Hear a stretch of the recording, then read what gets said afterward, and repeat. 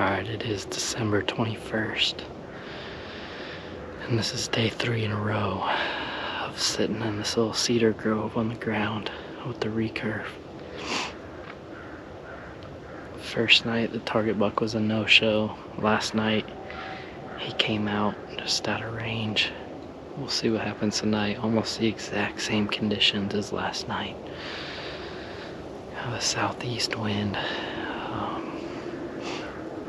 Kind of overcast. I did hear a couple of deer run off. I think they were fawns. They were already out feeding when I was trying to sneak in the back of these cedars, so not ideal, but it's early enough. I don't think it would have been too detrimental to the hunt. So they last night, they fed out in Nebraska's quite a bit before making their way to the beans, so I just need him to come out this cove is all. I think he was about 25 to 30 yards last night, straight out in front of me. It's roughly 50-50 as to where they come out, either in this cove or up above. There's a couple spots too, so it's probably pretty random. I don't think there's any rhyme or reason for them to pick one trail or the other. Just maybe it depends on what the first deer do or where they're bedded or whatever. So we'll see what happens tonight. I'm gonna finish getting ready and get tucked in here.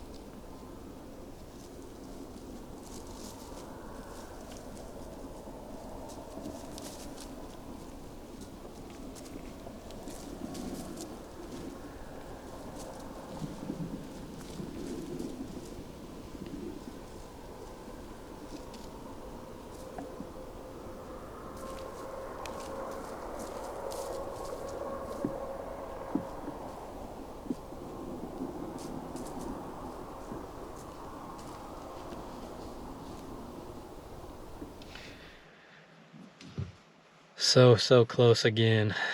Man, he he came out earlier than last night, but I kind of thought it was going to be a repeat. He came out almost in the same spot, actually maybe a few yards even further away from me than where he came out last night.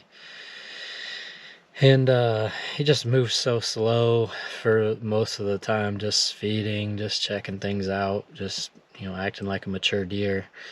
And I had a couple little bucks right in front of me, inside of 10 yards probably. He was probably out between 30 and 40 most of the time.